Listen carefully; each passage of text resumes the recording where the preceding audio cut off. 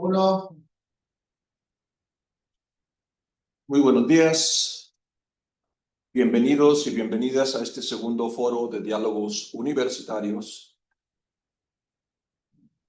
Un espacio diseñado especialmente para ustedes, los estudiantes del Campus León, pero también para todos los jóvenes y el público en general. Diálogos universitarios tiene el objetivo de compartir diversos puntos de vista sobre un tema de interés propuesto por la comunidad estudiantil. Para lograr este propósito, es indispensable que el intercambio de ideas se realice de forma libre, pero respetuosa, teniendo certeza de que el respeto por las opiniones diferentes a la nuestra es el camino que nos llevará a la tolerancia, a la paz. Quiero enfatizar este tema. Todas las preguntas me son bienvenidas. No importa el carácter, esto es un diálogo y podemos abordarlo desde la óptica que ustedes deseen. Solo hay una condición, que es que estas propuestas o estas preguntas o comentarios de cualquier naturaleza sean respetuosas con las demás personas.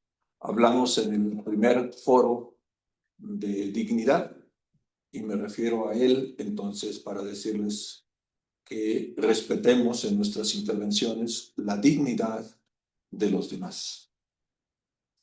El tema de hoy es salud mental y para abordarlo contamos con la participación de expertos en el tema, universitarios y profesionales de la salud, la doctora María Luján Christiansen, el doctor Humberto Macías de la Cruz, el doctor maestro Edgar Daniel Páramo Castillo y como moderadora a la doctora Luz Adriana Dávalos Pérez.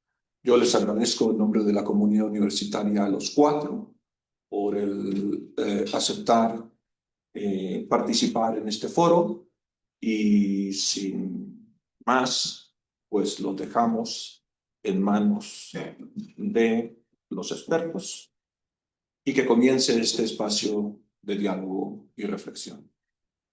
Doctora Luz Adriana, adelante, por favor. Muchísimas gracias, señor rector. Bueno, pues bienvenidos, bienvenidas. Muy buenos días para todos. Bienvenidos sean nuevamente a este foro de diálogos universitarios, en este caso, con un tema sumamente importante, de alta magnitud, de alto impacto, alta trascendencia y además un derecho humano fundamental, la salud mental. Contamos, como bien decía nuestro rector, con 3 destacados invitados, quienes con su sólida formación, con su visión, con su experiencia, nos aportarán acerca de esta temática central.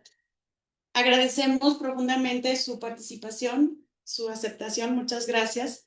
Y también agradecemos mucho al público que amablemente nos acompaña de manera física en este momento y también por redes sociales. Bienvenidos todos.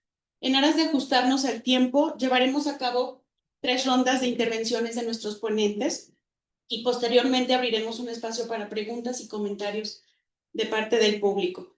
Así pues, les invito que si en ustedes se van generando algunas inquietudes, preguntas, comentarios, los vayan considerando, por favor, para que una vez que lleguemos a ese momento podamos exponerlos a nuestros ponentes. Muchísimas gracias. Entonces, me permito presentar a quienes el día de hoy nos acompañan, la doctora María Luján Christiansen. Ella es profesora investigadora titular A de tiempo completo del Departamento de Filosofía de la Universidad de Guanajuato. Es miembro del Sistema Nacional de Investigadores y tiene también perfil PRODEP, coordinadora de la maestría en Filosofía, de la División de Ciencias Sociales y Humanidades y directora de múltiples proyectos de investigación en diversos niveles. Es doctora en Filosofía de la Ciencia por el Instituto de Investigaciones Filosóficas de la Universidad Nacional Autónoma de México y es magíster en Filosofía de la Ciencia por el Instituto de Investigaciones Filosóficas, también de la UNAM.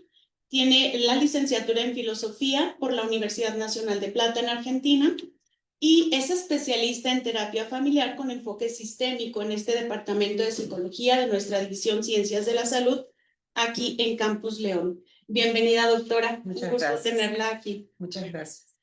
Maestro Edgar Daniel Páramo Castillo El maestro estudió psicología clínica en la Universidad de Guanajuato y una maestría en salud pública en el Instituto Nacional de Salud Pública.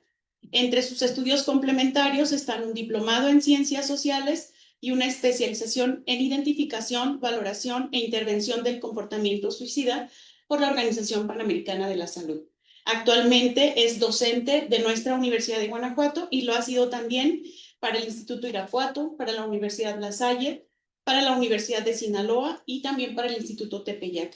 Cuenta con 20 años de experiencia como capacitador en prevención del suicidio y primeros auxilios psicológicos y ha sido autor de diversos artículos científicos y de investigación en términos de suicidología en revistas nacionales e internacionales. Bienvenido también, doctor. Muchísimas gracias. Gracias por la invitación.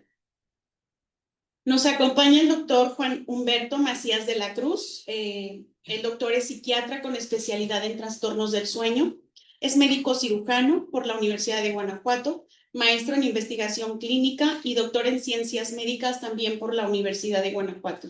Es psiquiatra por la UNAM, egresado del Hospital Psiquiátrico Fray Bernardino Álvarez y tiene la especialidad en trastornos del sueño, cursada en el Instituto Nacional de Enfermedades Respiratorias Ismael Cosío Villegas.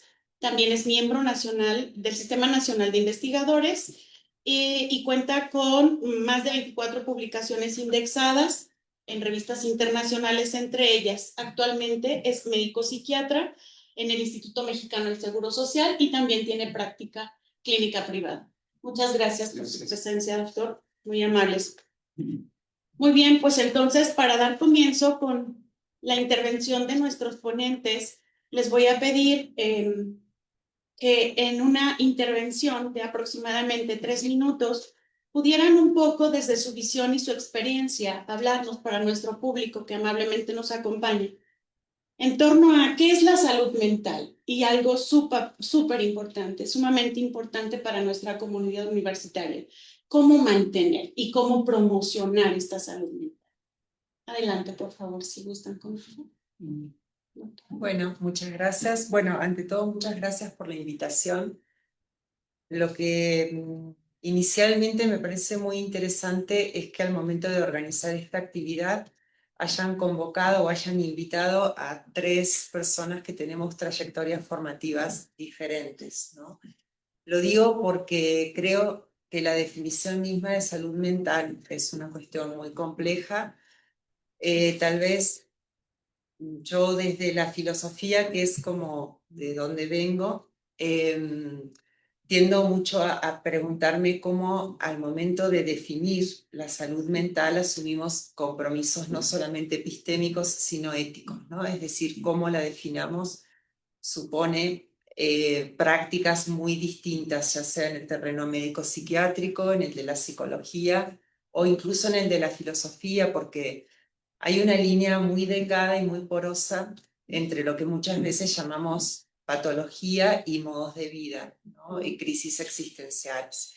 Entonces creo que vale mucho la pena. Yo siempre pienso que es arriesgado pensar que le toca a los profesionales definir la salud mental. Me parece que como expertos en nuestras propias vidas, todos tenemos un sentido de lo que es la salud mental que se va a ver encarnado probablemente en las maneras en que nos cuidamos a nosotros mismos y en que cuidamos a los demás. Todos somos expertos de saber cuándo nos sentimos bien anímicamente, cuándo funcionamos de una manera que es deseable para nosotros y cuándo no.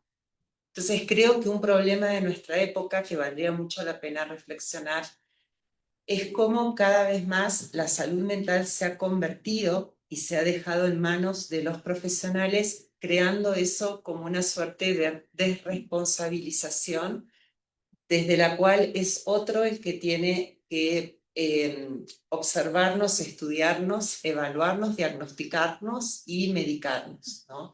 Entonces yo sí creo que desde la filosofía hay mucho que sembrar en ese sentido, de entender que la salud mental es un problema o es una cuestión que nos compete a todos primero preguntar, hacernos esta pregunta, ¿no? ¿De qué manera yo desarrollo una conciencia crítica y comprometida con mi propia salud mental, que para mí es impensable sin la salud relacional. Yo creo que hay una metáfora que a mí me ha sido muy útil a nivel personal, pero también un poco en esta profesión de ayuda como terapeuta, que es como la metáfora de la huerta afectiva, ¿no? La huerta emocional, la huerta afectiva. ¿Qué tan capaz soy de sembrar, cuidar, mantener, sostener vínculos que hagan de red de soporte no necesariamente profesionalizada, porque me parece que la salud mental requiere, ante todo, de condiciones de contexto, de condiciones comunitarias. Y esa huerta afectiva, que es responsabilidad de uno, pero también responsabilidad de quienes nos rodean cuidarla, es una huerta afectiva que es sensible a las circunstancias, ¿no? Es decir, yo puedo tener prácticas de cuidado, pero el factor incertidumbre, los cambios inesperados, las contingencias que la vida tiene, van a suponer y van a crear una necesidad de presencia permanente. Es decir, el cuidado no admite intermitencias. Entonces, yo creo que hay un concepto de salud mental que es profesional, que es abstracto, que es conceptual, pero hay otro concepto de salud emocional que es el que nosotros vamos construyendo en la vida cotidiana, desde el llano, podríamos decir, ¿no? Y en ese aspecto creo que tenemos nosotros la responsabilidad de pensar de qué manera vivimos y cómo eso refleja nuestra forma de entender la salud mental. Yes. Muchísimas gracias, doctora. En esta complejidad, ¿verdad?, de los constructos individuales y colectivos. Muy amable, muchas gracias. Adelante, entonces. Bueno, yo creo que desde la parte médica, coincido bastante con todo lo expuesto por la doctora, es complicado definir muchas veces la enfermedad. Y muchas veces en otro tipo de trastornos, otro tipo de enfermedades, lo podemos hacer de manera un poco más fácil porque lo podemos vincular, lo podemos relacionar con cambios en estructuras anatómicas, con cambios que pueden ser muy palpables, que se pueden notar, que podemos estar midiendo de manera frecuente. Y justo en esta nebulosa, en este contexto que es tan grande cuando hablamos de salud mental, nos damos cuenta que no tenemos una herramienta que sea universal. De hecho, definir los mismos trastornos de salud mental se vuelve muy complicado. Generar un catálogo de enfermedades, un DSM, pues es toda una labor titánica, porque a fin de cuentas no es solamente la visión de unos investigadores, de unos médicos, es de hecho una visión global en donde todos nos podemos poner de acuerdo en qué es un trastorno y por qué ese trastorno o cómo podemos diagnosticarlo y llevar a un tratamiento. En ese sentido, tenemos herramientas, tenemos algunas cosas como escalas, diferentes maneras de poder llegar a abordar al paciente. Sin embargo, justo, pues todo esto también depende mucho de nosotros, depende mucho de nosotros como personas, no nosotros como médicos, sino en la población general, que llegando a este punto también es importante que muchas veces definimos enfermedad cuando hay falta de. Y en trastornos, aquí también importante, cuando hablamos de salud mental, muchas veces no hablamos de enfermedad, sino de trastornos, porque estamos hablando de personas que llegan a un punto, a un límite en donde ya funcionalmente no están en un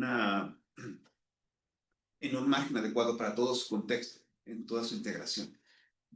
¿A qué voy con esto? Cuando una persona, por ejemplo, tiene alguna pérdida, cuando tiene un rompimiento, cuando muere un familiar, es normal sentirse triste. Entonces, la tristeza como tal no podemos decir que es un síntoma o que es un trastorno, ya una enfermedad, sino que es parte de la vivencia humana. Y justo esto es parte de lo que comentaba la doctora, es realmente una situación más personal de cada persona, de cada individuo, determinar hasta qué punto esta emoción se puede volver conflictiva, que tanto estas emociones pueden ser realmente una situación que tenemos que tratar.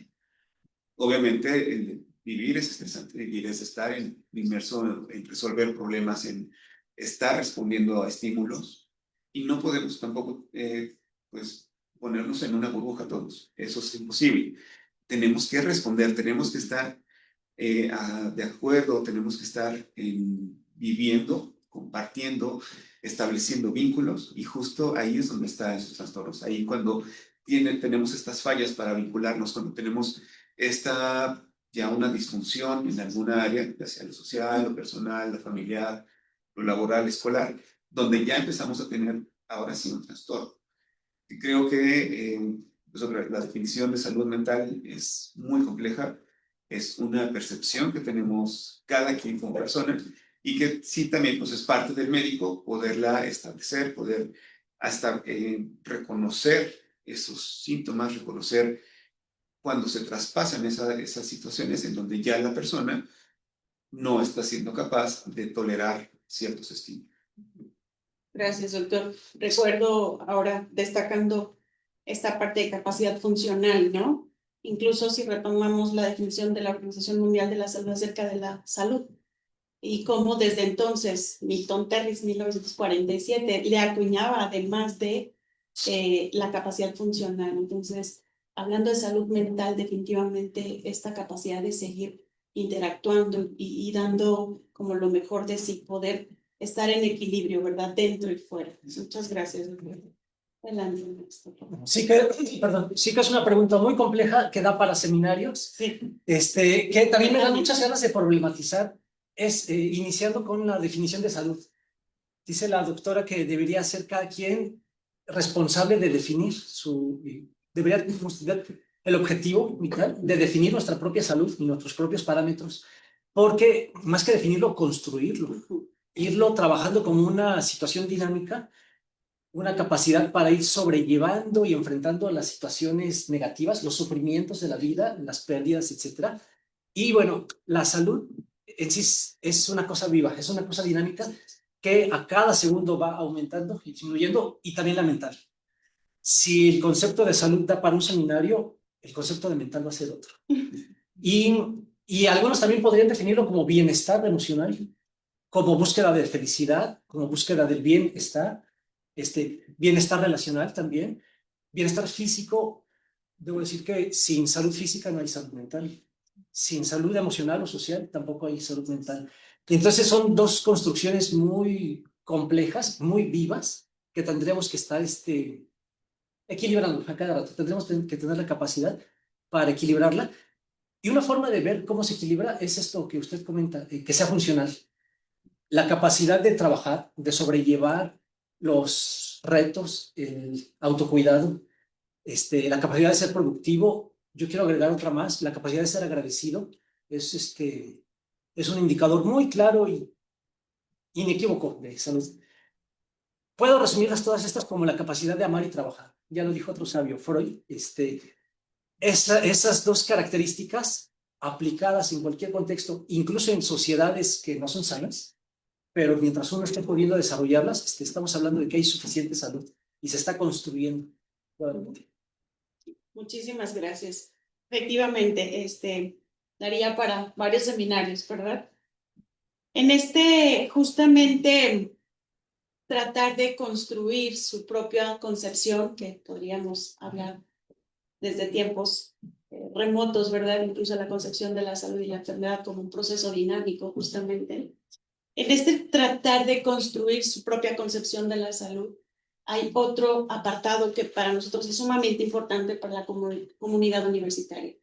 ¿De qué manera identificar estas alteraciones o desequilibrios? ¿De qué manera identificar que este estrés por el que estoy atravesando, por ejemplo, los estudiantes, ¿no? En términos de estrés académico, ¿de qué manera identificar que esta situación puedo todavía controlarla, o de qué manera identificar que esto ya se salió de control, que ya está perdiéndose mi equilibrio como persona de manera interior y también con el contexto en el que vivo, ¿verdad? Y de qué manera entonces o en qué momento pedir ayuda a los profesionales. Pues yo creo que cada quien, retomando, sí es dueño de eso, sí es dueño de reconocer su propia emoción. En ese sentido, cada quien podemos reconocer en qué momento una situación ya es demasiado caótica, ya es demasiado problemática, ya nos genera una disfunción y empezamos a estar peleados con la familia, peleados con los compañeros de trabajo, con los compañeros en la escuela. No estoy funcionando bien, estoy olvidando las cosas, estoy teniendo problemas para generar todos estos procesos cognitivos que ya me están indicando que sí hay un problema. Y a fin de cuentas, quien lo tiene que identificar es el paciente. Sin embargo, también una cosa que es muy importante, pues es todo aquello que lleva al paciente a tener esta reticencia, a buscar un tratamiento. ¿Qué van a decir de mí? ¿Qué va a pasar si yo estoy bajo tratamiento? No es inusual que, por ejemplo, una causa de depresión sea una persona que perdió su trabajo, que tiene que estar buscándolo de manera activa, está triste, tiene estos estresores que están cada vez más presentes en la vida, en cuantas no hay esta actividad económica, y obviamente pues ir a una entrevista de trabajo y decir, tengo depresión, tengo ansiedad, tengo que tomar medicamentos, pues se vuelve también un poco en contra de sí mismo. Y creo que ese sí es una labor muy importante para nosotros. El hecho no solamente de, si bien quien tiene que decir me siento mal es la persona, nuestra tarea es también dar a conocer, permitirles quitar todos esos tabús, quitar todas esas limitaciones, de tal manera que la persona pueda realmente buscar la atención cuando lo siente necesario, que creo que es uno de los puntos más importantes, el tiempo hasta el diagnóstico, el tiempo hasta buscar atención, que ya de por sí es alargado en México. Si además agregamos los propios estigmas que podemos generar desde nuestra persona, pues eso va obviamente cada vez llevándonos a una evolución de la enfermedad, y obviamente cuando evoluciona la enfermedad pues no es hacia disminuir los síntomas, sino que cada vez se van agregando cosas, se van agregando alteraciones dentro de los diferentes núcleos en el cerebro, y eso nos lleva a tener contextos quizás cada vez más caóticos y cada vez pues que requieren una atención mucho más temprana, mucho más urgente al momento de buscar la atención. Muchas gracias, doctor. ¿Quieren? Sí. Bien. Me gusta mucho revisar nosologías o edificios epistemológicos que definen la salud, pero como dice la autora, desde los profesionales, desde una visión objetiva y externa. Y claro que hay perspectivas funcionalistas y estructuralistas, ¿no? De que cuando algo falla, hablamos de enfermedad.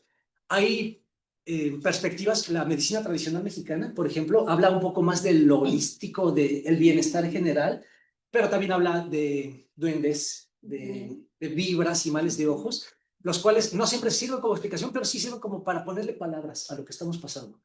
Y en fin, quiero decir que hay muchísimas perspectivas para poder poner definiciones operativas muy necesarias, poder hacer epidemiologías, o sea, mediciones de quién está enfermo, a quién intervenir de urgencia y con internamientos quizás, a quiénes solamente brindarles apoyo, etc.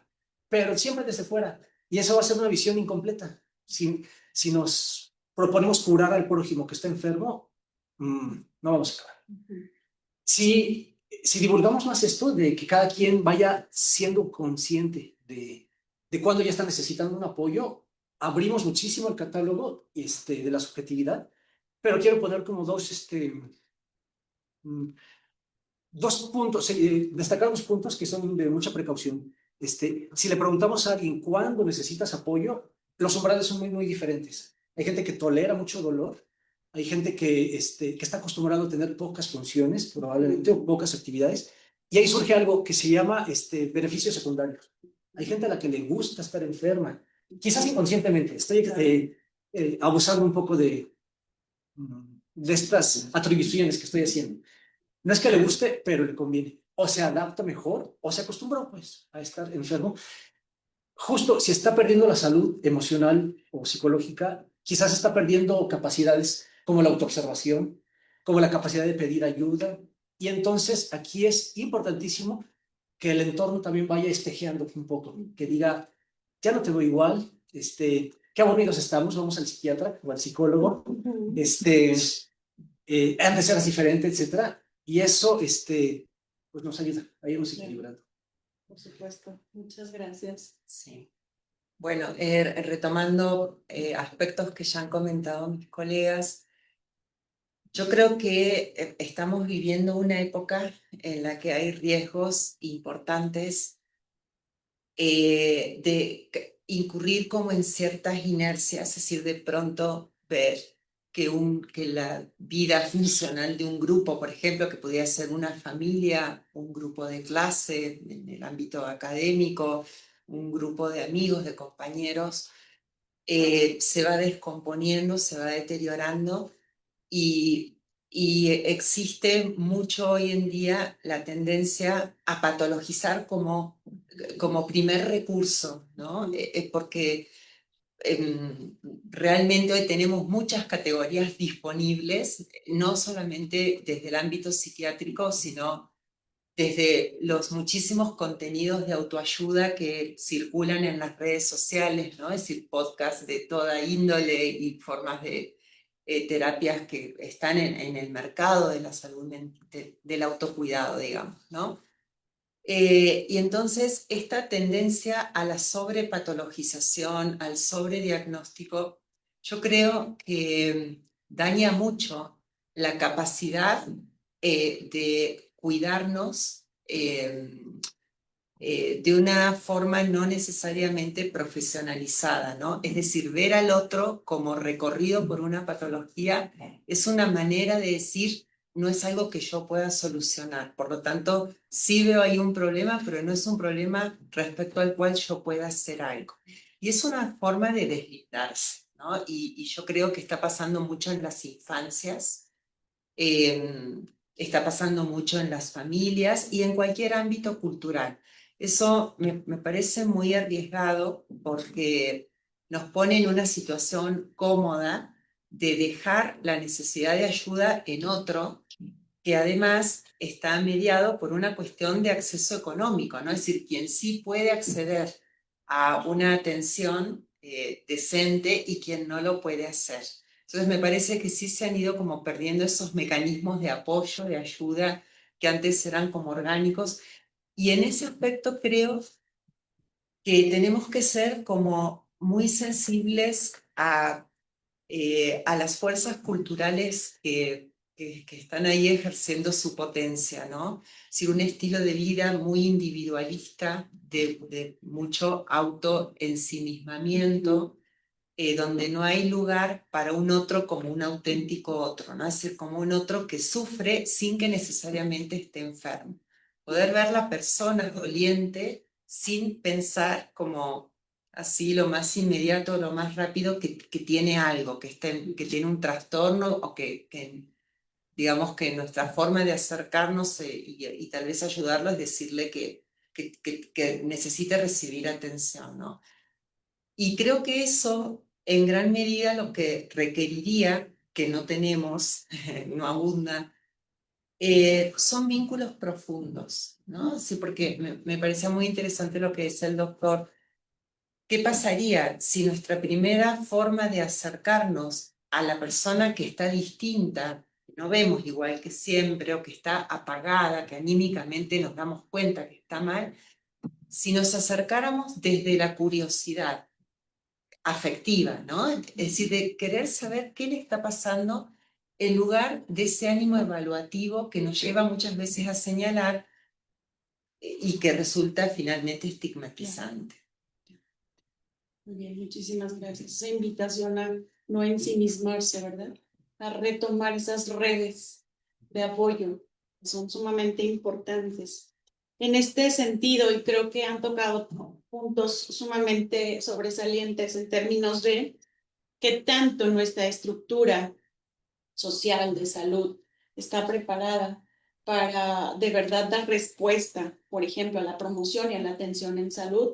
Y otro punto que es demasiado relevante para nosotros, de qué manera evitar y terminar con el estigma social, de qué manera, no sé, favorecer la normalización de la salud mental y todo lo que esto conlleva.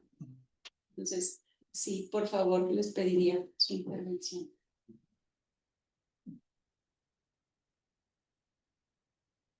Creo que, bueno, yo como especialista me especialicé mucho en trastornos de sueño, por ejemplo. Y el gran problema con los trastornos del sueño es que no somos conscientes durante el sueño. ¿A qué vamos con esto? A que en esta normalización que tenemos, por ejemplo, diferentes trastornos de diferentes situaciones que afectan la salud, vamos acostumbrándonos, vamos viviendo, porque obviamente muchos de los trastornos no inician de manera muy severa, sino que inician de manera gradual, se van instaurando, van empezando, pues vamos hasta cierto punto vamos tolerando, es parte de una respuesta normal. Pero, digamos, por ejemplo, en el sueño, pues ya hay personas que después de 10, 20 años de dormir mal, empiezan a ya hacer un diagnóstico adecuado, ya se empieza a determinar qué es lo que está pasando y se da un tratamiento para que puedan volver a dormir como debe de ser. Cuando pasa esto, la persona se da cuenta que nunca durmió bien, por ejemplo. Entonces, en ese tipo de problemas, a lo que voy con todo esto es, a veces estamos tan inmersos en esa situación, en esas causas, en esos trastornos, que sí no nos podemos dar cuenta, que sí podemos decir, bueno, es que sí estoy sobreviviendo. Y el punto de la vida no es sobrevivir, el punto de la vida es vivir, el punto es disfrutarla, ser pleno. Entonces, desde ese punto de vista, pues obviamente creo que también tenemos que empezar a ser cada vez más conscientes, tenemos que participar más en foros, por ejemplo, de este tipo, en más actividades para dar a conocer de qué se trata un trastorno, que desde nuestro propio raciocinio, cada quien, también empezar a reconocer nuestras emociones. Creo que, por lo menos yo, desde lo personal, creo que muchas veces tenemos como esta sensación de que sabemos que sentimos. Y ya cuando nos empezamos a ensimismar, ya cuando nos empezamos a ver, cuando empezamos realmente, por ejemplo, un proceso terapéutico, es cuando realmente empezamos a ver que quizás no tenemos plena conciencia de cuál es esa emoción, de dónde viene, cómo se origina, cómo puedo relacionar, cómo esa alteración en una vinculación, por ejemplo, me lleva a sufrir, me lleva a no tener un adecuado desarrollo en lo personal. Y a fin de cuentas, pues todo esto creo que parte mucho, no necesariamente en sentirnos mal, sentirnos que tenemos un trastorno, sino en realmente tener una conciencia propia, llevarnos a un conocimiento pleno de nosotros y empezar a establecer realmente cuáles son nuestras emociones primarias, cuáles son esas situaciones que quizás me están generando problemas al momento de tener otra vez pues, esta funcionalidad en todas mis áreas. ¿Sabe? Que a fin de cuentas, pues desde la parte psiquiátrica, esta parte funcional, pues sí es muy importante porque es lo que desde la parte externa, no en la parte interna, podemos evaluar o podemos conocer para poder decir esto es un trastorno. ¿Quieres hacer Sí, o yo. Sí.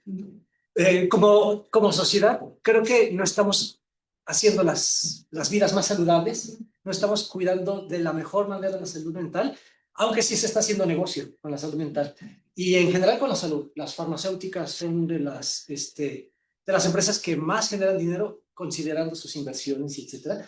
Aprovechándonos de esta tendencia a patologizar, a medicalizar y a adormecer los síntomas y los malestares que son parte de la vida.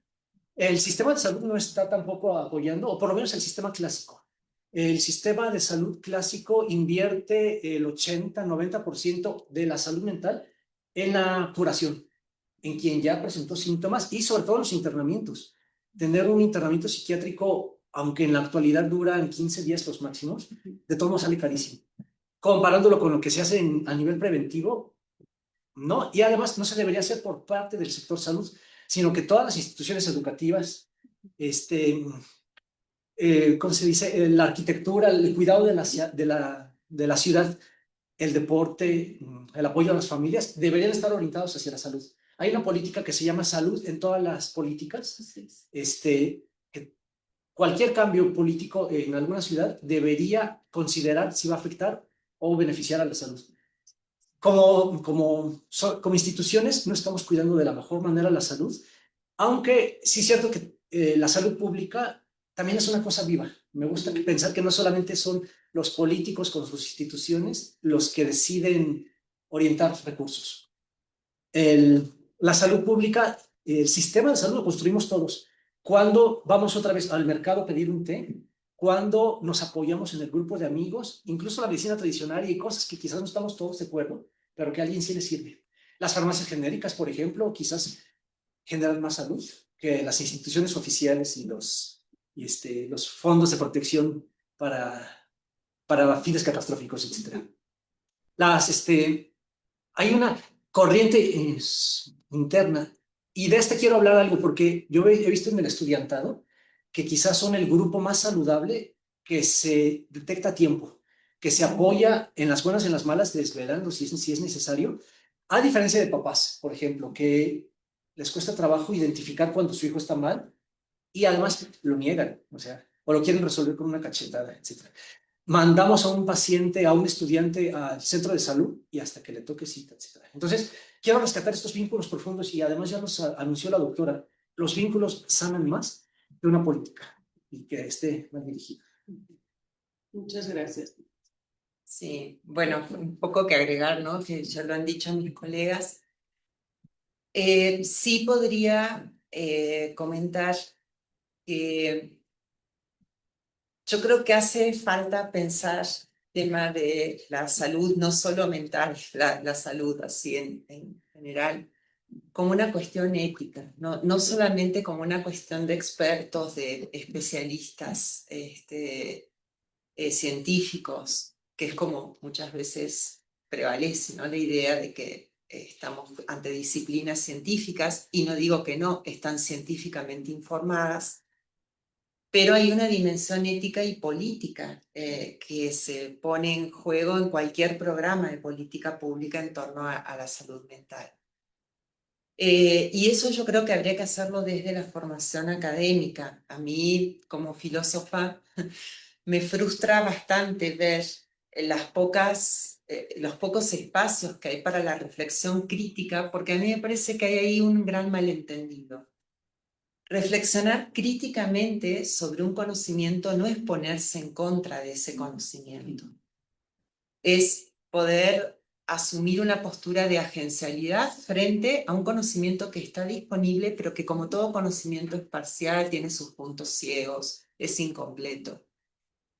Y esta falta de visión crítica también se ve en la ciudadanía, ¿no? Y eso no los hace culpables, porque como decía el doctor, hay una mercantilización tan grande de los servicios de ayuda, y ni hablar de las farmacéuticas, que tiende a haber como una cierta pasividad, digamos, en la población que consume esos servicios terapéuticos de índole muy diferente y los psicofármacos, ¿no?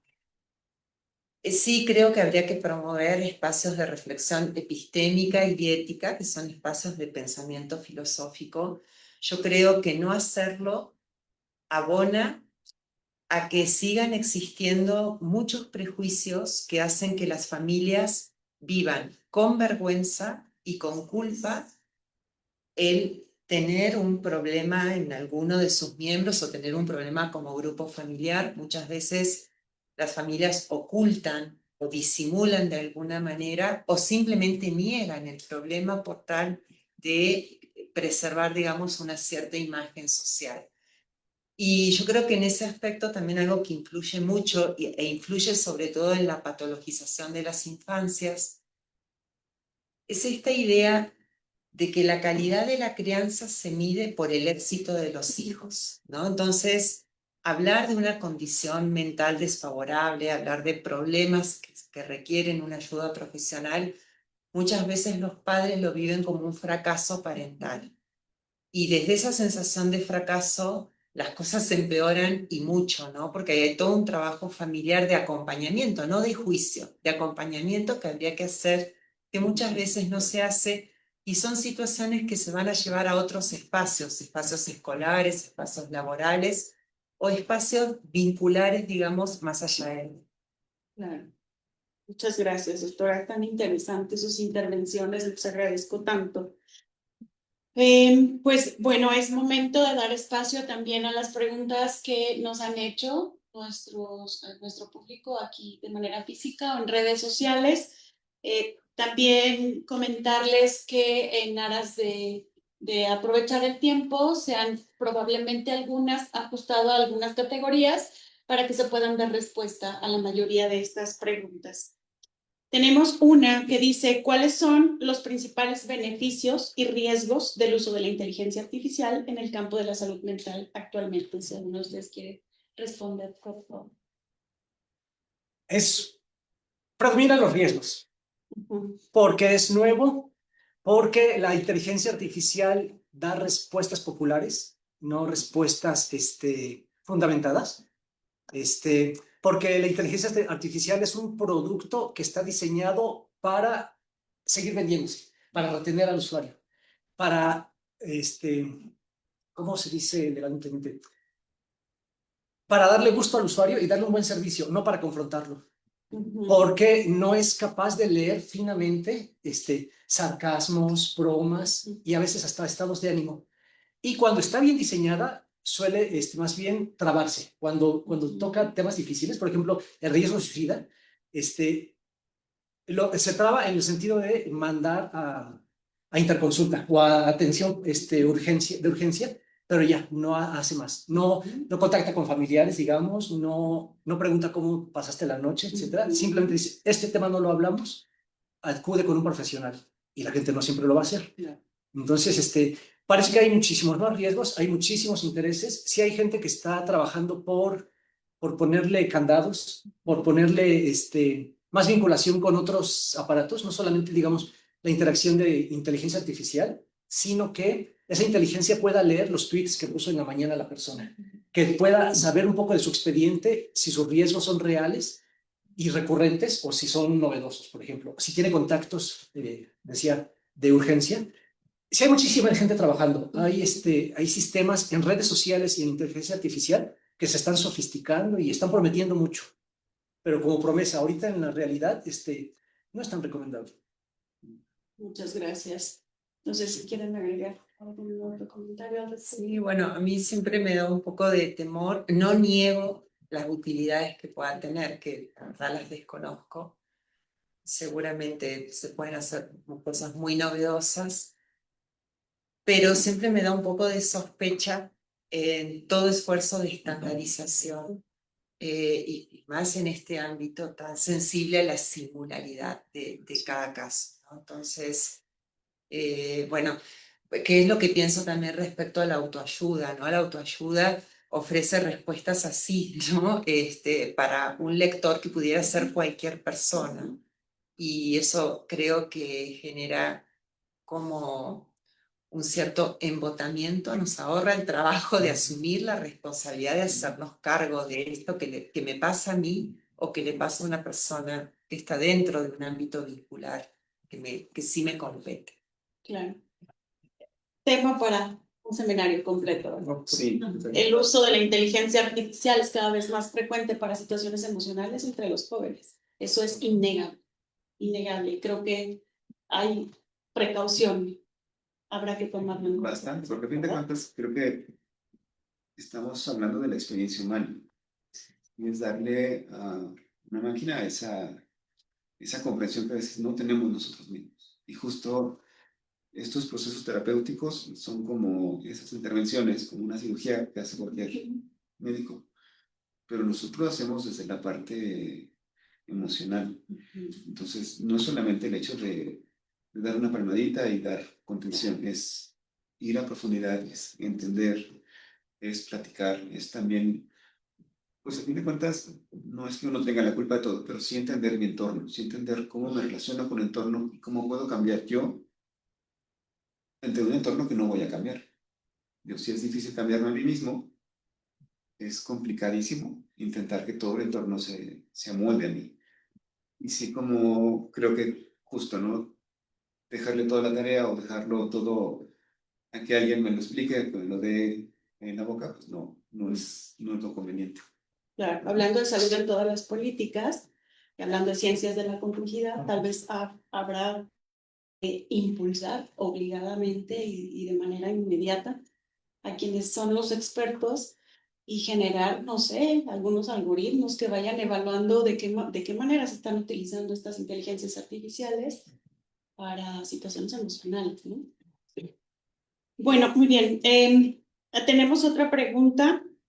¿En qué punto la salud mental ya no dependerá de la perspectiva personal y se debe estudiar desde una perspectiva clínica? No entiendo qué se refiere con clínico, porque clínico por definición es el uno a uno, es estar en la cama, clean, del griego, estar un profesional observando a la persona. Entonces, la perspectiva individual ya es clínica.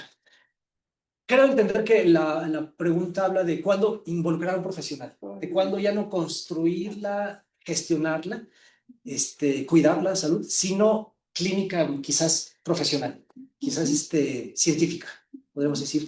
Y ya no puedo responder más, cada quien tiene sus umbrales y sus preferencias, sus culturas, a dónde está permitido y en qué momento hay que ir. Hay una especie como de costo-beneficio que se hace automáticamente de cuándo ya vale la pena gastar, cuándo gastar me refiero a tiempo, esfuerzo, combatir el estigma, exacto, para conseguir un bienestar y si considero que lo voy a recuperar, ese bienestar, o si mejor me voy aguantando. Entonces, son muchísimas operaciones que se hacen dentro y decía, mucho mercado, muchísimos ámbitos en donde se puede estar cuidando. Entonces, ¿cuándo acudir con un profesional? Así traduje la pregunta. ¿Cuándo acudir con un profesional? Va dependiendo de cada subcultura. Gracias. No sé, Sí, doctor. totalmente. Alguna vez participé en otro foro en donde hablábamos específicamente, por ejemplo, suicidio, y nos hacían la pregunta, ¿no? ¿Dónde queda por qué la atención al suicidio? ¿Por qué una persona tendría el derecho de decir lo que tiene que hacer otra persona? Desde la perspectiva pública, desde la perspectiva de los servicios públicos, pues a fin de cuentas un internamiento es costoso, un internamiento en un caso de este tipo es costoso. Y no solamente es costoso, sino que cada vez es más frecuente. Entonces, nosotros no, en este contexto muy particular, no estamos buscando, por ejemplo, de manera intensiva o de manera puntual cuántos son los casos de intento suicida, de ideación suicida, sino que la misma persona tiene que buscar el servicio. Y no es que nosotros demos un acompañamiento obligado, un acompañamiento porque queramos cambiar la conducta del paciente, sino porque el paciente o paciente sea el familiar están recurriendo a una institución y éticamente pues tenemos que responder a ese llamado. Pero sí, pues conocer toda la población, determinar en qué momento ya es clínico o ya se tiene que acudir al médico, pues realmente eso es de cada quien. No podemos como darle esa capacidad a otra persona. Otra vez, eso es parte de nuestra experiencia humana. Eso es otra vez quiénes somos, cómo nos confrontamos, cómo nos complementamos con todo nuestro entorno. No sé si estén de acuerdo conmigo con respecto a que la información es valiosísimo tener la información, capacitación y educación en salud mental para tener esa capacidad de identificar qué emociones estoy teniendo, cómo se llaman esas emociones y qué tengo que hacer con esas emociones. Incluso capacitarme en el sentido de qué estrategias, ¿no? Para afrontar o qué herramientas como persona podría tener para enfrentar esas emociones. Perdón que la interrumpa, pero ya estaríamos hablando del desarrollo de un síntoma o de una emoción que quizás no queramos. Y justo estaríamos ya como en esta visión más hacia la patología.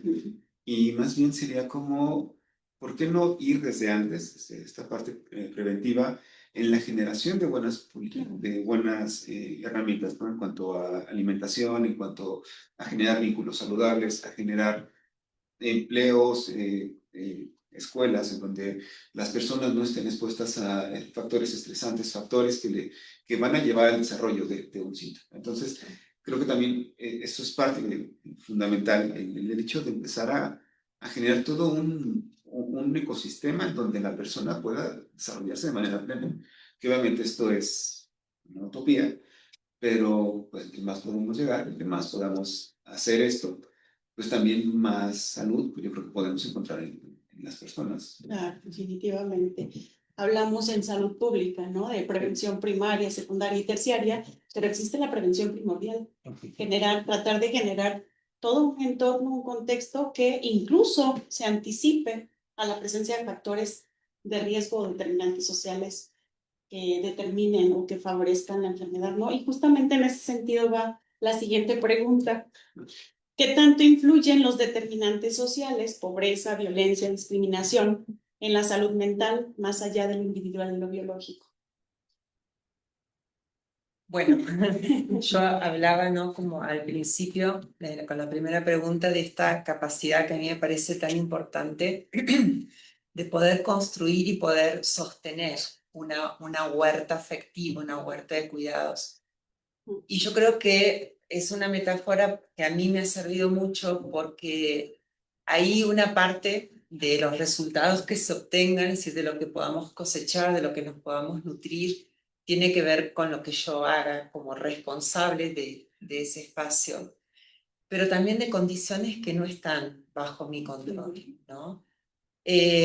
Por ejemplo, a mí me parece muy sintomático de la época muchos padecimientos que hoy se presentan como patologías individuales que tienen que ver con esta cuestión de la productividad, ¿no? Es decir, cómo la felicidad, ya convertida incluso en mandato, ¿no? Porque muchas veces se le llama o se dice que alguien tiene una salud mental precaria porque no es feliz, ¿no? Y no es lo mismo, ¿no? Es decir, la salud mental no es ausencia de patología o ausencia de felicidad, ¿no? Entonces, muchas de esos padecimientos tienen que ver con la precariedad laboral, profesional, que nos atraviesan. Yo creo que a unos más, a otros menos, según cómo estemos ubicados. Pero hay toda una combinación de desigualdades y de injusticias que promueven ámbitos de convivencia muy castigados, donde realmente hay que hacer un esfuerzo de sobreadaptación para tratar de salir adelante, y no son condiciones, digamos, prósperas para el florecimiento de esa huerta, ¿no? Si a duras penas esa huerta a lo mejor pueda mantener vivos algo de lo que sembramos, pero creo que algo que nuestra cultura promueve y me parece muy peligroso es esto de que con la fuerza de voluntad y echándole ganas uno va a poder triunfar y va a poder ser exitoso y va a poder ser productivo y súper funcional, no importan las condiciones, no importan las circunstancias. Yo creo que son narrativas que sí deberíamos poder deconstruir, porque creo que hacen mucho daño en el sentido de que alguien puede llegar a vivir como un fracaso personal el no lograrlo a pesar de todas las desventajas sociales que tiene. Bueno, perdón, agregando ya en la parte clínica, en pacientes, sí es muy frecuente esto que comenta, ¿no? El hecho de no sentir esa emoción validada. Y no es tanto el hecho de quiero sentirme feliz, pero si quiero sentirme escuchado, si quiero sentir que el otro está viviendo conmigo ese sentimiento, que puedo comunicarme. Si en mi misma familia, si en mi mismo núcleo, si en el mismo lugar donde me debo sentir seguro, no puedo complementar, no puedo estar bien en ese sentido, pues obviamente es una situación que es muy frustrante para los pacientes y que pues genera una elevación muy importante de síntomas. Eso sí, creo que es muy, muy, muy importante. Claro. Me encanta su propuesta de una huerta efectiva de cuidado, y en ese sentido, para retomar con nuestra comunidad universitaria, me gustaría que, dado el obvio del tiempo, nos cerraran con qué hacer para cuidar esta huerta, qué hacer para que esta huerta se vuelva efectiva, qué hacer para mantener nuestra salud mental o promocionar nuestra salud mental como personas y como colectivos en la universidad. Bonita pregunta. Quedamos en ¿Qué hacer? silencio. ¿Qué hacer para cuidar la salud? A mí me gusta plantearlo en términos de cuidarnos, cuidar de sí mismo.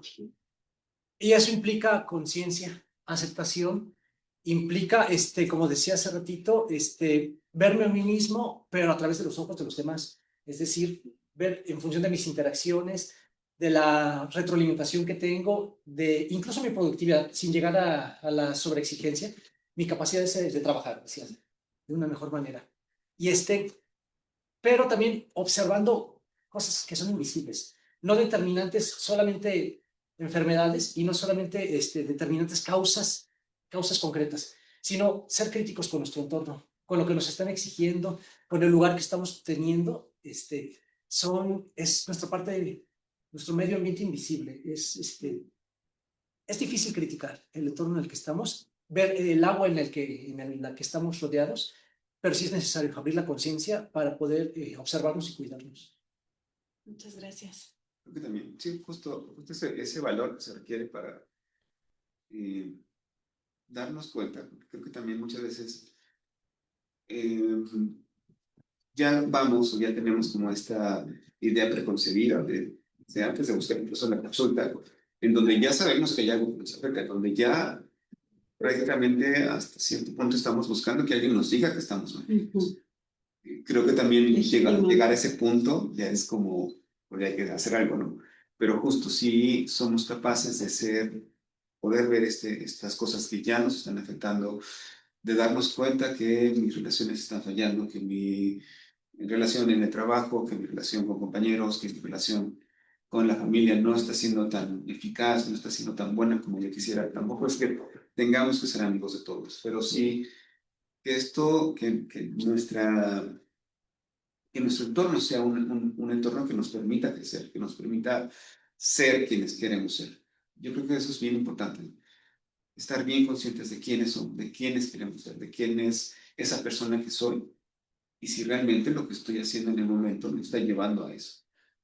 Y ya cuando tenemos estas situaciones en contra, pues ya poderlo establecer cuáles son los cambios que tengo que hacer, cómo puedo, qué son las cosas que necesito empezar a aplicar en mi vida, qué cambios tengo que hacer para hacer lo que yo quiero hacer. Que creo que a fin de cuentas es una pregunta muy compleja, pero Sí. creo que algo de ahí se puede sacar. Gracias, doctor. Sí, bueno, yo agregaría, bueno, es lo mismo mirado desde otro lugar, ¿no? ¿Cómo empezar por pensar qué relación tengo conmigo misma?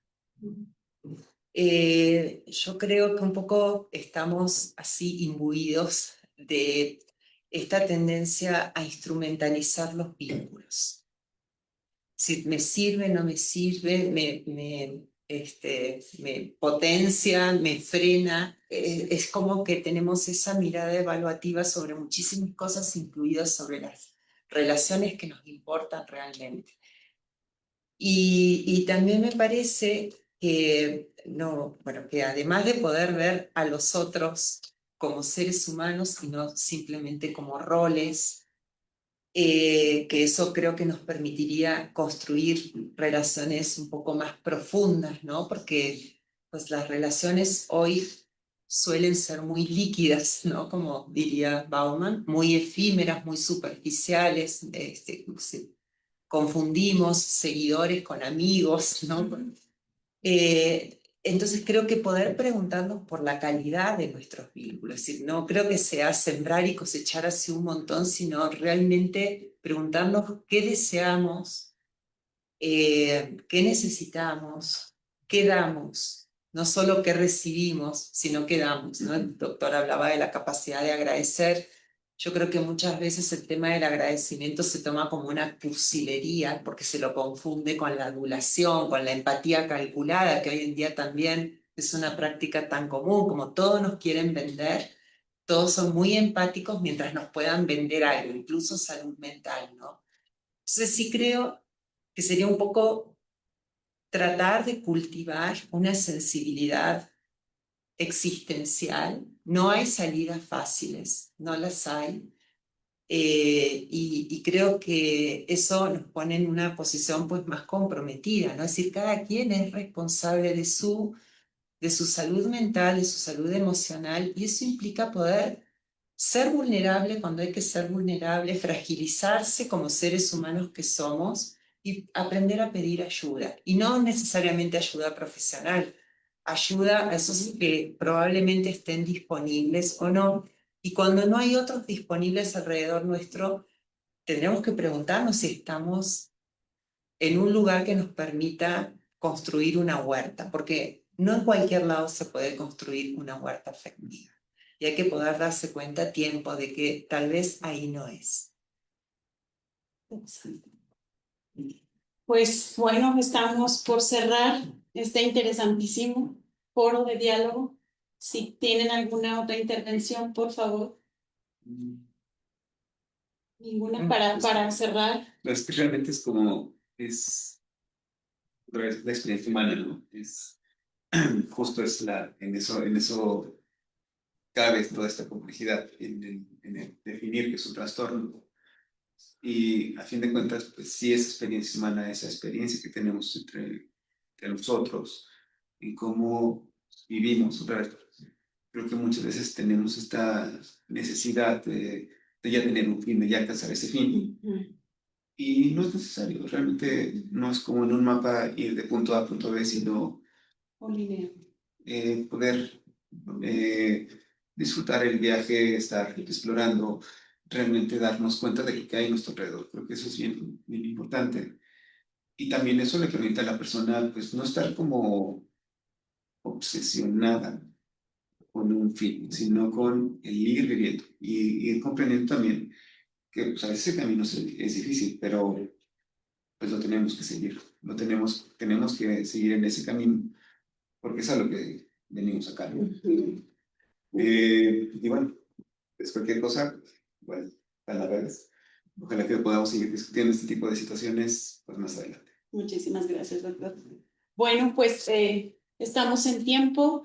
Creo que ha sido bastante productivo el hecho de que si no hemos encontrado todas las respuestas y se generan más preguntas, pues esa es la intención también, ¿verdad? Que esto haya sido la apertura para que ojalá tengamos nuevamente foros con gente de esta enorme calidad. Muchísimas gracias a cada uno de ustedes. Les agradecemos enormemente su participación, su colaboración, la visión y la experiencia que nos han dejado para nuestra comunidad universitaria. Muchísimas gracias. Muchas gracias a nuestro público, el presente físicamente y a través de nuestras redes sociales. Les agradecemos. Muy buena tarde y nos vemos en el próximo Diálogos Universitarios. Muchas gracias.